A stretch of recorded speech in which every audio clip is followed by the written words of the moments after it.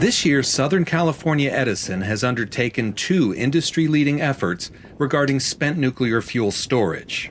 The first, in situ inspections of dry storage canisters at San Onofre nuclear plant using robot technology and a high-resolution borescope provided by General Electric. The borescope can detect indications on canister surfaces down to 1/1000th of an inch, and helped with the analysis conducted on 8 stored canisters. No U.S. nuclear plant has inspected this many canisters in such detail. The inspection results help confirm the incidental contact that may occur during lowering does not impact the safety function of the canisters. However, the indications observed are entered into long-term canister inspection and maintenance programs to help ensure canister safety while on site.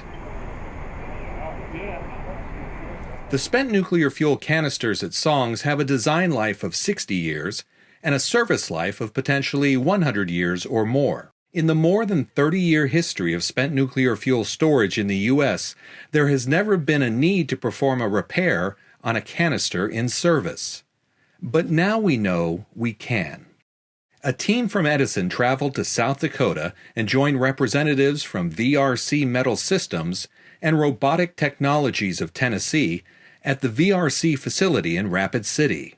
The goal: perform final acceptance testing for a process using a metallic overlay as a repair method for a potential defect on a spent fuel canister.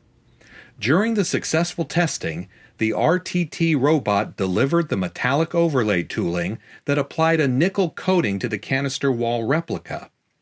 The replica was mounted in a full-scale mock-up of a canister in its storage position. Here's how it works. The robot uses magnetic wheels to travel along the wall of the storage module, which is constructed of carbon steel.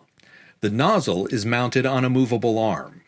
Between the motion of the arm and the motion of the robot, the proper thickness of the coating and 100% coverage of the target area is achieved.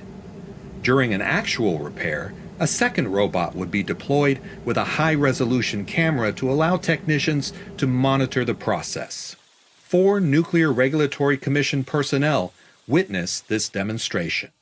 While none of the nearly 3,000 welded-lid spent fuel canisters stored in the U.S. has ever needed a repair, Southern California Edison is proud to have proactively worked with our partners in developing a method to do just that.